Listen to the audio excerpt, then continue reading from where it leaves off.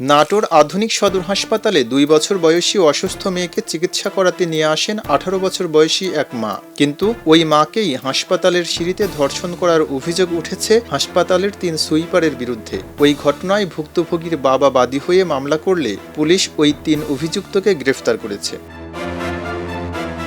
মঙ্গলবার আসামিদের কোর্টে চালান দিলে তাদের কারাগারে পাঠিয়েছে আদালত। গ্রেফতার ওই সুইপাররা হল শহরের আলাইপুর এলাকার অধিবাসী ও একই হাসপাতালে কর্মরত সুইপার অমিত, অনিল ও প্রাঙ্গণ। সদর থানার ওসি মনসুর রহমান বিষয়টি নিশ্চিত করেছেন। ভুক্তভোগীর স্বামীর অভিযোগ ও মামলার অভিযোগ সূত্রে জানা যায়, গত 5 জুন রাতে 2 বছর বয়সী অসুস্থ কন্যার চিকিৎসার জন্য হাসপাতালের শিশু ওয়ার্ডে ভর্তি করা হয়। ভুক্তভোগীর স্বামী অটোরিকশা চালক হওয়ায় স্ত্রীকে মেয়ের দেখাশোনার জন্য হাসপাতালে রেখে প্রতিদিন অটোরিকশা চালাতেন।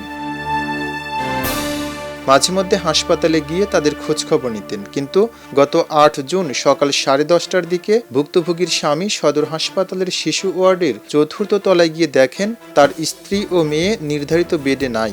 স্ত্রীর কাছে কোনো মোবাইল ফোন না থাকায় তিনি তাদের খোঁজাখুঁজি শুরু করেন। এক পর্যায়ে জানতে পারেন হাসপাতাল কর্তৃপক্ষ তার স্ত্রী ও কন্যাকে নার্সদের কক্ষে রেখেছে। সেখানে গেলে স্ত্রীর কাছে ঘটনা জানতে পারেন।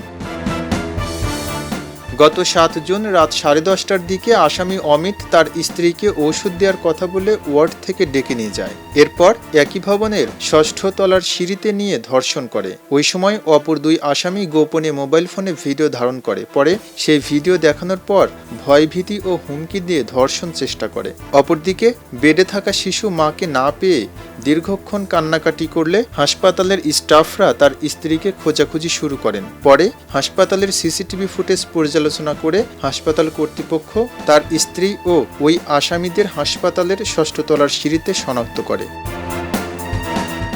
খবরের কাগজ, নিখাত, নির্ভীক, নিরপেক্ষ।